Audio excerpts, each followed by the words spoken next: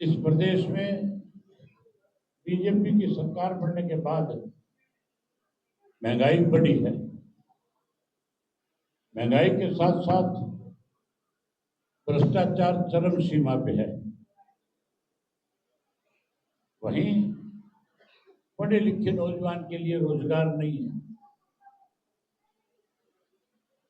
और नशा बढ़ा है, अपराध बढ़ा है।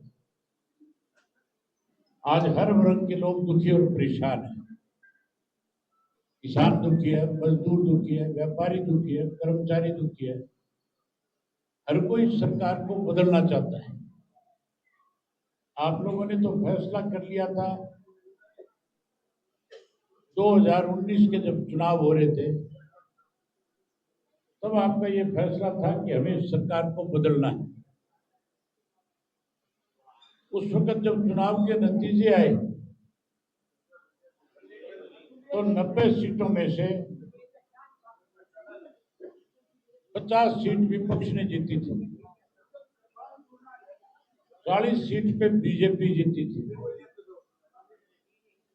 असुलन तो विपक्ष की सरकार बननी चाहिए थी, लेकिन विपक्ष की सरकार इसलिए नहीं बन सकी, उन 50 में 10 ऐसे भी जीत करके आए थे जो स्वार्थी थे, जिन्होंने लोगों के साथ जिस किस्म से उन्होंने वायदे किए थे, चुनाव से पहले वो कहते थे जो हमारे से अलग हुए थे, जब चौधरी देवीलाल की नीतियों को आगे बढ़ाएंगे।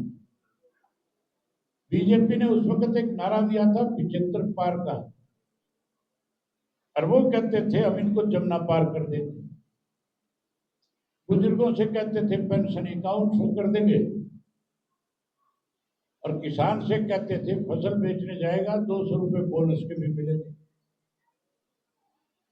ये भी कहा था उन्होंने कि जाट आरक्षण के दौरान जो 32 नौजवान मरे थे, हम उसकी इंक्वायरी कराएंगे और जो दोषी लोग होंगे उनको जेल की सलाखों के पीछे भेजेंगे।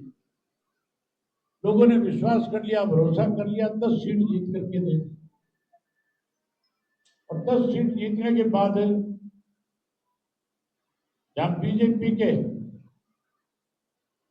विरोध में बैठ करके